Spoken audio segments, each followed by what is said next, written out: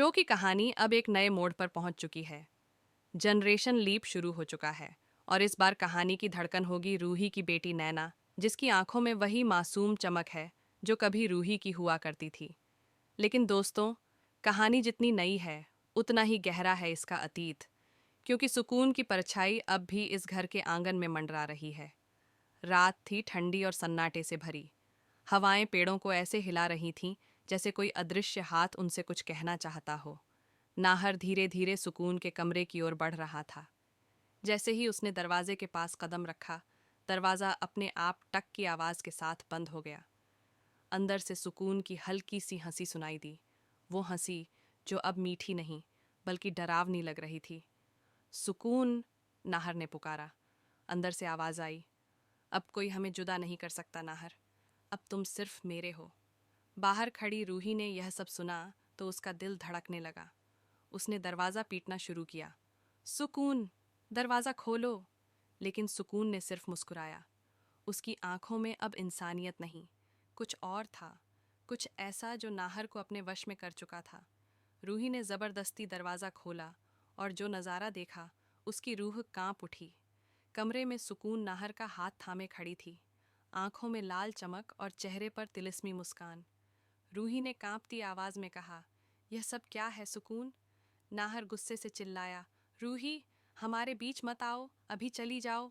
रूही की आंखों से आंसू बह निकले। वो बोली, नाहर, मैं तुम्हारी पत्नी हूँ, तुम्हें क्या हो गया है? लेकिन नाहर बिना कुछ कहे सुकून का हाथ थामे वहां से चला गया। रूही वहीं टूटकर जमीन पर गिर पड़ी। उसका दिल अब सिर्फ एक सवाल कर रहा था, क्या सुकून ने सच में जादू किया है? अगली सुबह रूही मंदिर पहुंची। उसने कांपते हाथों से दिया जलाया और भगवान से कहा, हे प्रभु, मुझे शक्ति दो ताकि मैं अपने नाहर को उस औरत के वश से छुड़ा सकूं। लेकिन जैसे ही उसने आंखें खोलीं, दिया अपने आप बुझ गया। ठंडी हवा का झोंका पूरे मंदिर में फैल गया। रूही समझ गई, सुकून को सब पता चल गया है। रात को सुकून उसके कमरे में आई। उसकी आंखें अब लाल चमक रही थीं। वो बोली, नाहर सिर्फ मेरा है, कोई उसे मुझसे नहीं छीन सकता। रूही कांपते हुए बोली, तू चाहे इंसान हो या आत्मा, मेरा प्यार सच्चा है। मैं अपने नाहर को तुझसे वापस लेकर रहूंगी। सुकून ने एक चीख मारी और हवा में गायब हो गई। बस दीवार पर उसका साया मुस्कुराता रह गया।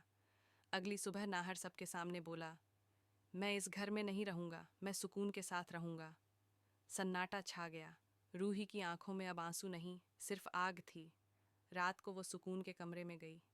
वहाँ उसे एक पुरानी धुंधली तस्वीर मिली, जिसमें सुकून एक अजनबी आदमी के साथ खड़ी थी और पीछे वहीं भूतिया हवेली थी जहाँ से सब शुरू हुआ था।